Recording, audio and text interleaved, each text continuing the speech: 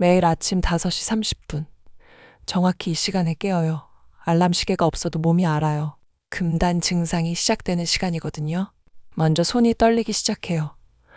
처음엔 미세한 떨림이지만 점점 심해지죠.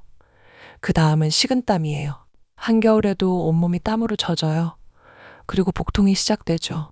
뱃속에서 누군가가 칼로 휘젓는 것 같은 고통. 이게 제 모닝콜이에요. 3년째 매일 같은 시간. 같은 고통으로 하루를 시작해요. 더러운 담요를 걷어내고 일어났어요. 제 옆에서 자던 메리가 신음소리를 냈죠. 메리는 제 유일한 친구예요. 50대 백인 여자인데 저보다 먼저 이 거리에 정착했죠. 그녀가 제게 살아남는 법을 가르쳐 줬어요. 어디 가는 거야? 메리가 물었어요. 화장실. 조심해. 오늘 새벽에 경찰들이 돌았어. 여러분은 모르실 거예요. 이 거리에도 계급이 있다는 걸. 최상 위층은 텐트를 가진 사람들이에요. 비와 바람을 막을 수 있는 자기만의 공간이 있죠. 중간층은 저처럼 담요와 카트를 가진 사람들이에요. 최하층은 아무것도 없는 사람들. 그들은 보통 일주일을 못 버티고 사라져요. 죽거나 경찰에 잡혀가거나 아니면 정신병원에 끌려가죠. 전 2년 전에 텐트를 도둑 맞았어요. 화장실 다녀온 10분 사이에요. 그 후로는 모든 걸 카트에 싣고 다녀요. 내 전 재산이 이 카트 하나에 다 들어있죠. 낡은 담요 2장, 찢어진 방수포, 플라스틱 물병, 깨진 거울 조각, 그리고 가장 소중한 것. 4살 때 찍은 제 사진 1장.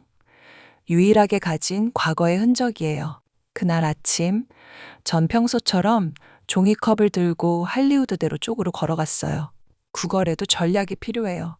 첫째, 너무 더럽게 보이면 안 돼요. 사람들이 무서워해요. 둘째, 너무 건강해 보여도 안 돼요. 동정심이 안 생기거든요. 셋째, 절대 공격적이면 안 돼요. 한번 신고당하면 그 구역은 끝이에요. 전 주로 hungry, please help라고 쓴 판자를 들고 있어요.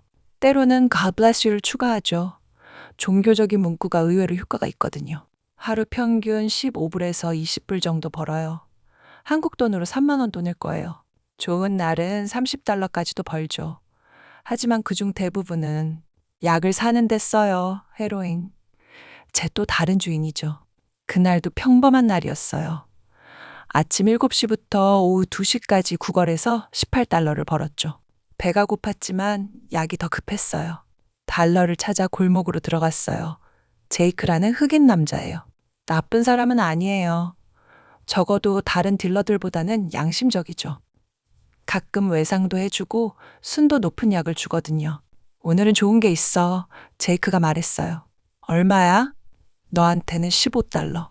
전 망설였어요. 15달러면 제가 가진 거의 전부였거든요. 하지만 금단 증상은 참을 수 없었어요. 약을 사서 화장실로 갔어요. 맥도날드 화장실. 직원들이 절 알아봐서 보통은 못 들어가지만 그날은 새로운 직원이 있었거든요. 주사를 놓고 나오는데 갑자기 약효가 이상했어요. 평소보다 너무 강했죠. 복통이 시작됐어요. 구토가 올라왔고 전 골목으로 뛰어갔어요. 토하고 또 토했어요. 뱃속이 뒤집어지는 것 같았죠. 벽에 기대어 거친 숨을 몰아쉬고 있을 때였어요. 여보, 여기는 너무 위험해 보이는데 빨리 지나가자. 한국말이었어요. 3년 만에 듣는 한국말. LA에는 한인타운이 있어요. 하지만 전 그쪽에 절대 가지 않아요. 같은 한국 사람들에게 이런 모습을 보이고 싶지 않거든요. 차라리 모르는 미국인들 사이에서 투명 인간처럼 사는 게 나아요. 하지만 그들이 여기까지 왔어요. 관광객인 것 같았죠. 60대 초반의 부부와 30대로 보이는 여자. 딸인 것 같았어요. 본능적으로 고개를 돌렸어요. 하지만 너무 늦었죠. 그 60대 여자와 눈이 마주쳤어요. 그녀의 눈빛이 이상했어요. 놀람도 아니고 역겨움도 아니고 뭐라고 설명할 수 없는 그런 눈빛이었어요. 저기 잠깐만요. 그녀가 가족들에게 기다리라는 손짓을 하고 제게 다가왔어요. 전 도망가고 싶었어요. 하지만 약 때문에 다리에 힘이 없었죠. 게다가 방금 토한 직후라 일어설 수도 없었어요. 혹시 한국 사람이세요? 그녀의 목소리가 떨렸어요. 왜 떨렸을까요? 그때는 몰랐어요. 아니, 가세요. 전 거친 영어로 대답했어요. 거짓말. 다 들려요. 한국 사람 맞잖아요. 그녀가 지갑을 열었어요. 깨끗한 100달러 지폐를 꺼냈죠. 제 눈이 본능적으로 그 돈에 고정됐어요. 100달러.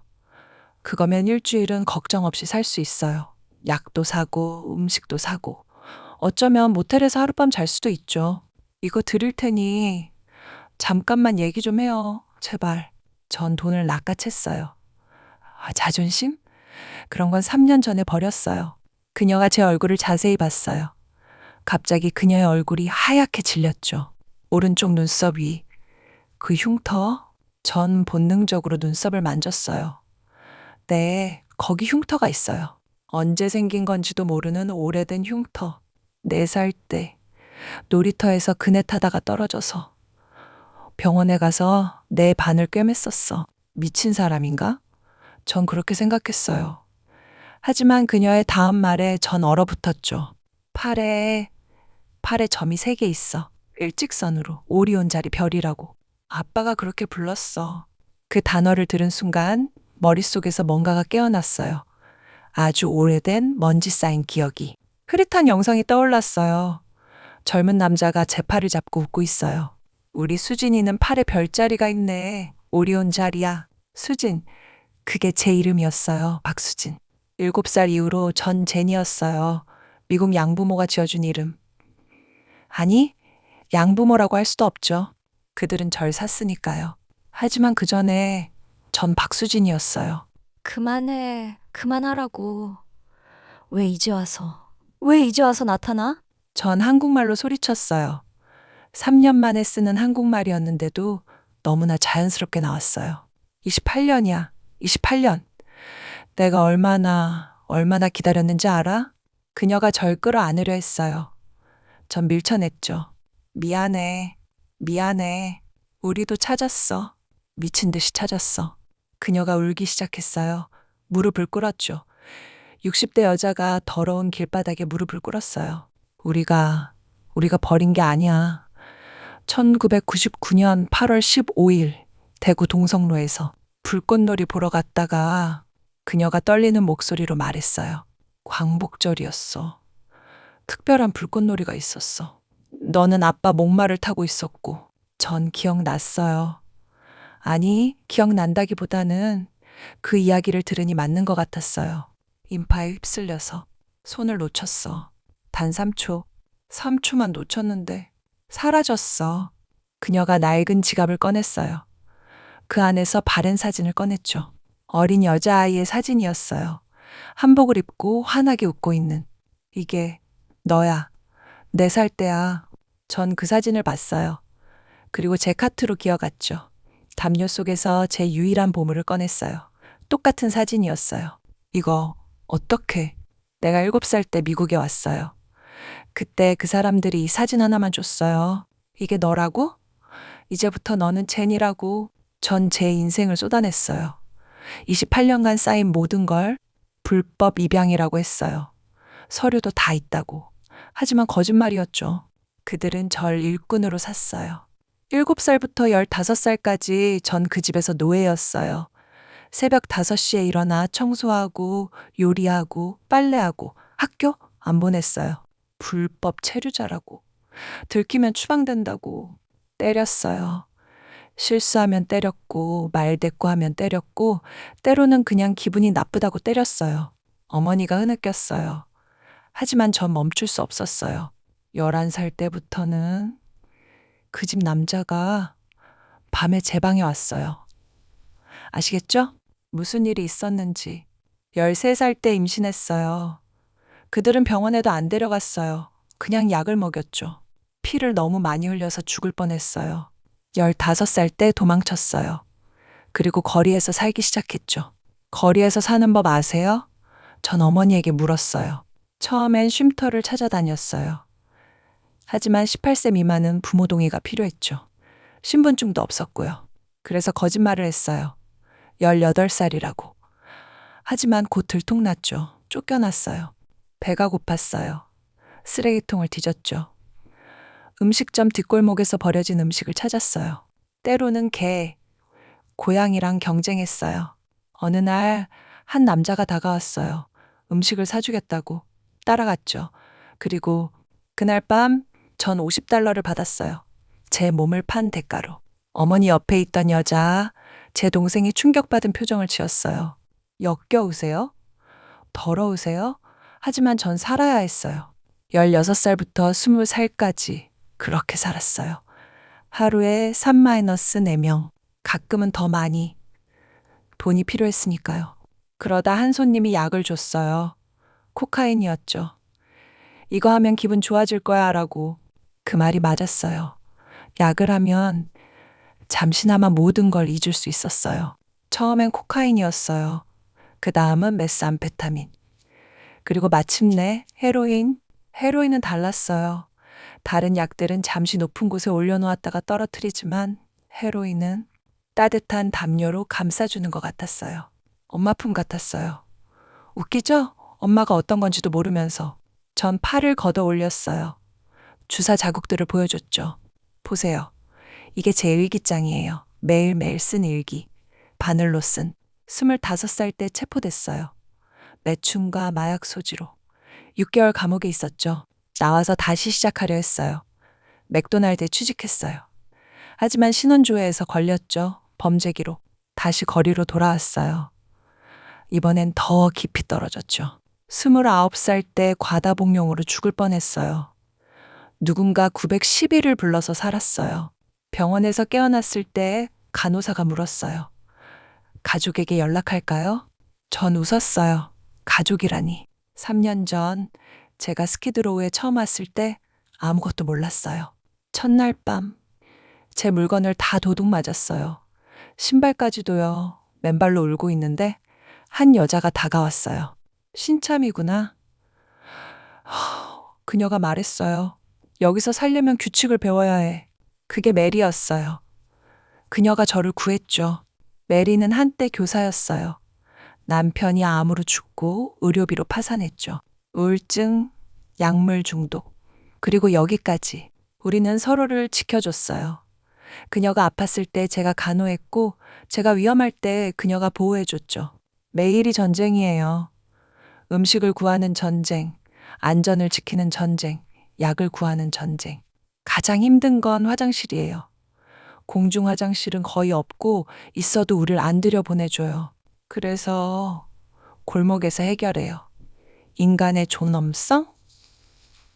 그런 건 사치예요. 샤워는 일주일에 한 번, 운이 좋으면. 교회에서 무료 샤워 서비스를 할 때요. 빨래? 분수대에서 몰래 해요. 새벽 4시쯤, 아무도 없을 때. 그래도 가끔은 좋은 일도 있어요. 작년 크리스마스, 어떤 할머니가 제게 손뜨개 목도리를 주셨어요. 춥지 않게 이거라도 하면서. 한 번은 한인교회에서 김치찌개를 나눠줬어요.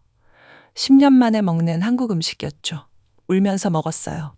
메리 생일 때 전 하루 종일 구걸해서 번 돈으로 컵케이크를 샀어요. 그녀가 그렇게 기뻐하는 걸 본 적이 없어요. 다시 그날로 돌아가 볼게요.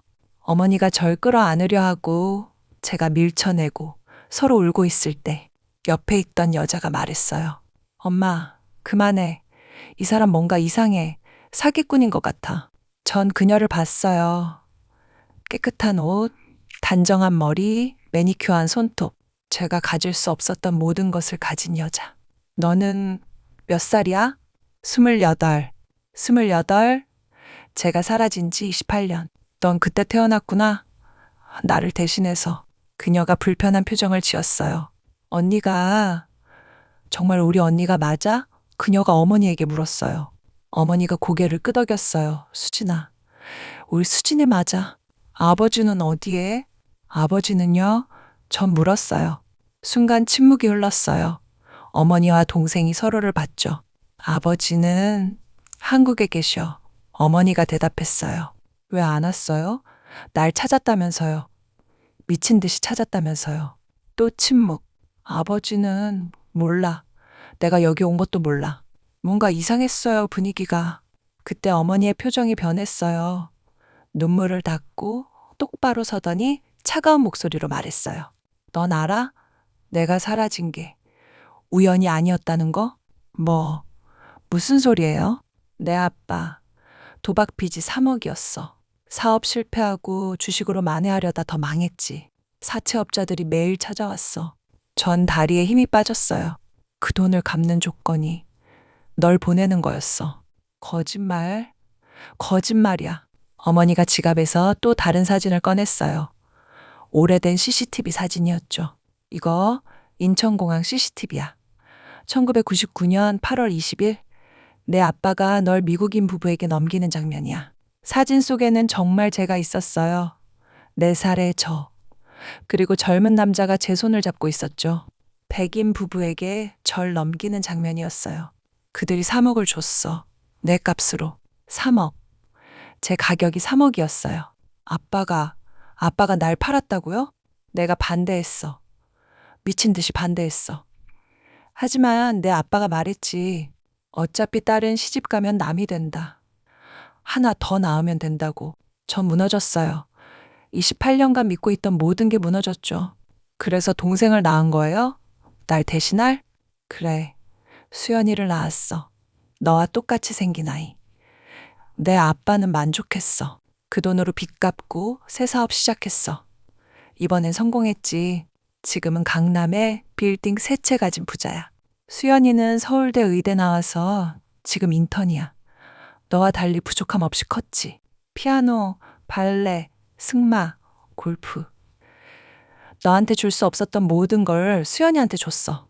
유치원부터 대학까지 최고급 사립, 미국 어학연수, 유럽 배낭여행. 동생, 수연이가 불편한 표정으로 말했어요. 엄마, 그만해요. 이건 너무. 조용히 해. 진실을 알아야지. 그럼 왜 날 찾았다고 거짓말했어요? 처음 1년은 정말 찾았어. 양심의 가책이랄까? 하지만 내 아빠가 말했어. 이미 끝난 일이다. 잊어라고. 그래서 잊었어요? 그렇게 쉽게? 시간이 지나니까 익숙해졌어. 수연이가 자라면서 너를 점점 잊게 됐어. 그런데 왜 이제 와서? 어머니가 한숨을 쉬었어요. 내 아빠가 췌장암 말기야. 3개월 시한부 판정받았어. 그래서요? 유산 정리를 하는데 변호사가 말하더라. 내가 살아있으면 법적으로 재산의 일부가 내 거라고. 아, 그래서 찾아온 거구나? 돈 때문에. 한국 법으로는 내가 실종 상태야. 사망 처리가 안 됐어. 그래서 어머니가 서류 봉투를 꺼냈어요. $10,000의 제한. 이거 내가 죽었다는 확인서야. 여기 서명만 하면 $10,000를 줄게. 현금으로. $10,000. 한국 돈으로 130억. 내가 죽은 걸로 하고 조용히 사라져. 이 돈이면 새 삶을 살 수 있잖아. 재활센터도 가고 새 신분도 만들고 다시 시작할 수 있어. 전서류를 봤어요. 사망 확인서라고 한글로 적혀 있었죠. 왜 굳이 죽은 걸로 해야 해요? 내가 살아있다는 게 알려지면 언론에서 난리가 날 거야. 28년 만에 찾은 실종 딸 뭐 이런 식으로. 그러면 내 상태가 다 드러나겠지. 마약 중독자, 노숙자, 매춘부. 우리 체면이 어떻게 되겠어? 수연이 병원에서 일할 수 있겠어? 의사 언니가 마약쟁이라고? 내 아빠 회사 주가는? 거래처들은 뭐라고 하겠어? 동생 수연이가 끼어들었어요. 엄마, 이건 너무해요. 언니도 피해자잖아요. 조용히 해. 너는 몰라. 세상이 얼마나 잔인한지. 어머니가 계속 말했어요. 생각해봐. 어차피 내 인생은 망가졌어. 한국에 와봤자 뭐 할 건데? 재활? 한국에서? 사람들이 어떻게 볼 것 같아? 손가락질하고 수근거릴 거야. 차라리 이 돈 받고 미국에서 조용히 살아. $10,000면 충분해. 내 아빠 임종이나 편하게 해주자. 마지막 소원이야. 전 웃기 시작했어요. 미친 듯이 웃었죠. 하하하. 역시 한국 사람이네요. 체면, 돈, 그게 전부죠? 날 3억에 팔았다가 이제 $10,000에 다시 사려고요? 인플레이션 감안하면 꽤 올랐네요. 제 가치가. 어머니가 당황한 표정을 지었어요. 이건 내 미래를 위한 거야. 제 미래요? 28년 전에 이미 팔아먹었잖아요. 전 서류를 받아들었어요. 펜을 들었죠. 어머니의 표정이 밝아졌어요. 안도의 한숨을 쉬었죠. 전 서류를 자세히 읽었어요. 한글이 어려웠지만 대충 이해했죠. 박수진은 1999년 8월 15일 실종 후 사망한 것으로 추정됨. 그리고 찢어버렸어요. 갈기갈기 찢어서 바람에 날렸죠. 꺼져요. 다시는 제 앞에 나타나지 마세요. 난 박수진이에요. 죽지도 않았고 사라지지도 않을 거예요. 100달러를 꺼내 어머니에게 던졌어요. 이것도 가져가세요. 더러운 돈 필요 없어요. 어머니가 충격받은 표정으로 절 봤어요. 넌 바보야? 1000만 달러야. 내 인생을 바꿀 수 있는 돈이야. 제 인생은 제가 바꿀 거예요. 당신들 돈 없이도. 그때 동생 수연이가 울기 시작했어요. 언니, 미안해요. 정말 미안해요. 왜 내가 미안해? 알고 있었어요. 일부는. 고등학교 때 우연히 아빠 서재에서 서류를 봤어요. 어머니가 놀란 표정으로 수연을 봤어요. 뭐? 내가 알고 있었다고? 인천공항 CCTV 사진, 송금 영수증 다 봤어요. 그때부터 제 삶이 지옥이었어요. 내가 가진 모든 게 언니를 팔아서 얻은 거라는 걸 알고 서울대 합격했을 때도 의사 됐을 때도 기쁘지 않았어요. 언니 생각만 했어요. 언니는 어디서 뭘 하고 있을까? 살아는 있을까? 그래서 정신과 치료도 받았어요. 우울증, 공황장애, 약 없이는 못 살아요. 어머니가 수연을 말렸어요. 아니에요. 언니한테 다 말해야 해요. 숨겨진 진실. 수연이 가방에서 봉투를 꺼냈어요. 언니, 이건 제 통장이에요. 제가 번 돈 전부예요. 5억 정도 있어요. 가져가세요. 이건 원래 언니 거예요. 수연아, 어머니가 소리쳤어요. 엄마는 몰라요. 제가 얼마나 괴로웠는지 매일 밤 악몽 꿨어요. 언니가 나타나서 내 자리 돌려줘라고 하는 전수연을 봤어요. 그녀도 피해자였어요. 다른 방식으로. 아버지를 만나고 싶어요. 전 말했어요. 어머니가 고개를 저었어요. 안 돼. 그는 이제 말도 제대로 못해. 그래도 만나야 해요. 물어볼 게 있어요. 뭘 물어보려고? 왜 날 버렸는지, 어떻게 그럴 수 있었는지, 그리고 단 한 번이라도 후회했는지. 어머니가 한숨을 쉬었어요. 후회는 했어. 가끔 술 마시면 내 이름을 불렀어. 그게 다예요? 이름을 부른 게? 28년이에요. 28년. 전 매일 지옥을 살았어요. 매일 죽고 싶었어요. 7살에 강간당했어요. 11살에 매춘을 시작했어요. 16살에 마약 중독자가 됐어요. 하루도 편한 날이 없었어요. 단 하루도. 그런데 그 사람은 빌딩 세 채 가지고 편하게 살았다고요? 수연이한테 최고의 교육을 시켰다고요? 제가 받았어야 할 사랑을 다 줬다고요? 용서 못해요. 죽어도 용서 못해요. 지옥이 있다면 그 사람은 거기 가야 해요. 아니, 지옥도 아까워요. 그보다 더한 곳이 있다면 거기 가야 해요. 어머니가 말했어요. 그래도 내 아빠야. 아빠? 절 3억에 판 사람이 아빠예요? 차라리 죽였으면 나았을 거예요. 이렇게 살게 하느니. 그들이 떠난 후 전 다시 제 자리로 돌아왔어요. 메리가 기다리고 있었죠. 어디 갔었어? 걱정했잖아. 전 메리에게 모든 걸 말했어요. 처음부터 끝까지. 메리가 절 안아줬어요. 불쌍한 아이. 너무 불쌍한 우리 제니. 그날 밤 메리와 나란히 누워 별을 봤어요. 제니, 너는 날 원망하지 않니? 메리가 물었어요. 왜요? 내가 너를 이 거리에 붙잡아둔 것 같아서. 떠날 기회가 있었는데. 메리, 당신은 제 은인이에요. 유일한 가족이고. 다음날 아침 메리가 일어나지 않았어요. 메리? 메리. 차가웠어요. 이미 차갑게 식어 있었어요. 과다복용이었어요. 의도적인지 실수인지는 모르겠어요. 전 메리를 안고 울었어요. 3시간 동안 그냥 안고 있었죠. 경찰이 와서 시신을 가져갔어요. 무연고자 시신 처리장으로. 메리의 물건을 정리하다가 편지를 발견했어요. 제니에게. 이 편지를 읽고 있다면 난 이미 떠났겠지. 미안해. 너를 두고 가서. 하지만 더는 못 견디겠어. 너무 지쳤어. 너는 달라. 너는 아직 젊어. 아직 기회가 있어. 내가 남기는 건 많지 않아. 텐트 하나, 침낭 하나, 그리고 이 편지. 그리고 비상금 500달러. 텐트 안쪽 주머니에 숨겨놨어. 이 돈으로 시작해. 뭐든 시작해. 날 위해서라도 이 거리를 떠나. 사랑해. 내 딸 같은 제니야. 메리의 죽음 후 전 결심했어요. 더는 이렇게 살 수 없다고. 메리가 남긴 $500로 전 변호사를 찾아갔어요. LA 한인법률구조센터 아시나요? 불법 입양과 인신매매 피해자인데요. 도움을 받고 싶습니다. 변호사는 제 이야기를 듣고 놀랐어요. 이건 명백한 인신매매입니다. 국제적 범죄예요. 시효가 있지 않나요?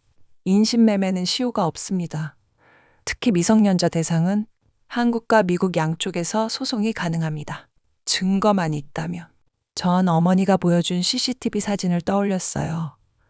증거는 있었어요. 제 이야기가 알려지기 시작했어요. 먼저 한인신문에 실렸죠. 28년 전 실종된 4살 여아 LA 노숙자로 발견. 그 다음은 미국 주류 언론이었어요. 인신매매 생존자가 28년 만에 정의를 추구하다. 한국에서도 난리가 났다고 들었어요. 강남 빌딩주. 딸을 3억에 팔아. 아버지 회사 주가가 폭락했대요. 수연이는 병원에서 휴직했다고 하고요. 한인교회에서 후원을 해줬어요. 우리가 도와드리겠습니다. 같은 한국 사람인데. 재활센터에 들어갔어요. 처음 일주일은 지옥이었어요. 금단 증상, 환각, 발작. 하지만 버텼어요. 메리를 위해서라도. 재활센터에서 한국어를 다시 배웠어요. 안녕하세요. 제 이름은 박수진입니다. 28년 만에 제대로 하는 자기소개였어요. 한글도 다시 배웠어요. 어린아이처럼 처음부터. 정신과 치료도 받았어요. PTSD, 복합성 외상 후 스트레스 장애입니다. 우울증, 불안장애, 약물 의존증, 장기 치료가 필요합니다. 하지만 포기하지 않았어요. 매일 일기 썼어요. 한국어로. 오늘은 약을 안 한 지 30일째다. 오늘은 악몽을 안 꿨다. 오늘은 웃었다. 작은 진전들이 쌓여갔어요. 재활센터에 들어간 지 3개월째. 수연이 찾아왔어요. 언니, 만나줘서 고마워요. 수연은 많이 야위어 있었어요. 한국이 난리예요. 아빠 회사는 부도 직전이고 엄마는 매일 안정제 먹고 지내요. 저는 병원 그만뒀어요. 더는 못 다니겠어요. 언니, 제가 할 수 있는 건 다 할게요. 증언도 하고 재판도 도울게요. 그리고 이거. 수연이 서류 뭉치를 꺼냈어요. 아빠 재산 상속 포기각서예요. 전 한 푼도 안 받을 거예요. 다 언니가 가져야 해요. 원래 언니 거니까. 수연아, 너도 피해자야. 하지만 전 그래도 행복했잖아요. 교육도 받고 사랑도 받고. 그게 내 잘못은 아니야. 언니, 우리가 진짜 가족이 될 수 있을까? 전 수연의 손을 잡았어요. 이미 가족이야. 비뚤어진 방식으로 연결됐지만 아버지가 위독하다는 소식이 왔어요. 전 한국에 갔어요. 28년 만에 귀국이었죠. 병실에 들어갔을 때 해골처럼 마른 노인이 누워 있었어요. 그가 눈을 떴어요. 절 알아봤는지는 모르겠어요. 수진. 겨우 제 이름을 말했어요. 왜 그랬어요? 어떻게 자기 딸을 팔 수 있어요? 미안하다고요? 그게 다예요? 그는 더 이상 말을 못했어요. 눈물만 흘렸죠. 전 돌아섰어요. 지옥에 나가세요. 일주일 후 그는 죽었어요. 유언장이 공개됐어요. 모든 재산을 제게 남겼더군요. 죄책감이었을 거예요. 변호사가 말했어요. 빌딩 3채, 현금 50억. 제가 팔린 값의 20배가 넘는 돈이었어요. 전 그 돈으로 재단을 만들었어요. 박수진 재단 인신매매 피해자 지원재단이에요. 불법 입양, 성매매, 노동 착취, 모든 형태의 인신매매 피해자를 돕는 곳이죠. 전 LA로 돌아왔어요. 노숙자 지원센터를 열었어요. 메리의 집이라고 이름 지었죠. 무료 식사, 샤워, 빨래, 의료 서비스, 그리고 가장 중요한 것, 희망. 많은 사람이 도와주러 왔어요. 한인교회, 의대생들, 일반 시민들. 수연도 왔어요. 언니, 나도 돕고 싶어. 그녀는 이제 이곳에서 무료 진료를 해요. 센터를 연 지 1년. 많은 사람이 거쳐갔어요. 제시카, 19살. 가정폭력 피해자. 이제 대학에 다녀요. 마이클, 42살. 참전용사. PTSD 치료받고 일자리를 찾았죠. 김씨 할머니, 67살. 한국인. 자녀에게 버림받고 거리에 나왔었죠. 이제 센터에서 자원봉사를 해요. 실패도 있었습니다. 토니는 과다복용으로 죽었어요. 리사는 다시 약물에 빠졌고요. 브라이언은 자살했죠. 모든 사람을 구할 수는 없어요. 하지만 포기하지 않아요. 어머니가 찾아왔어요. 많이 늙으셨더군요. 백발이 되셨고 주름이 깊어졌어요. 수진아, 왜 오셨어요? 용서받으려고 온 건 아니야. 그저 보고 싶어서. 어머니가 울었어요. 떠나기 전 어머니가 말했어요. 자랑스럽다. 내가 이렇게 강하게 살아줘서. 메리의 집, 좋은 일 하는구나. 전 어머니를 안았어요. 처음이자 마지막 포옹이었죠. 잘 지내세요. 너도 행복해라. 이제 전 38살이에요. 5년째 클린 상태를 유지하고 있어요. 약물 없이, 술 없이. GED 고졸 학력 인정을 땄어요. 커뮤니티 칼리지에서 사회복지학을 공부하고 있죠. 결혼은 안 했어요. 아이도 없고요. 하지만 가족은 있어요. 센터의 사람들이 제 가족이죠. 메리의 집은 이제 LA에서 가장 큰 노숙자 지원센터가 됐어요. 하루 500명에게 식사를 제공해요. 100개의 침대가 있는 쉼터도 운영하죠. 직업훈련 프로그램도 있어요. 법률 지원, 의료 지원, 정신건강 상담. 작년에 주정부 표창을 받았어요. 수연과는 진짜 자매가 됐어요. 매주 만나요. 같이 밥 먹고 영화 보고 수다 떨고. 그녀도 많이 치유됐어요. 죄책감에서 벗어났죠. 이제 그녀는 국경 없는 의사회에서 일해요. 전 세계 난민들을 돕고 있죠. 물론 상처는 남아있어요. 여전히 악몽을 꿔요. 여전히 불안해요. 가끔은 약물 생각도 나요. 하지만 이제 대처법을 알아요. 상담사와 대화하고 운동하고 일기 쓰고 명상하고 무엇보다 다른 사람을 도우면서 치유돼요. 여러분, 긴 이야기 들어주셔서 감사해요. 제가 이 이야기를 하는 이유는 하나예요. 희망을 전하고 싶어서. 전 4살에 3억에 팔렸어요. 28년간 지옥을 살았어요. 마약 중독자가 됐고 노숙자가 됐어요. 하지만 살아남았어요. 그리고 이제 다른 사람들을 돕고 있어요. 여러분 중에도 힘든 분들이 계실 거예요. 포기하고 싶은 분들도 계실 거예요. 포기하지 마세요. 아직 끝이 아니에요.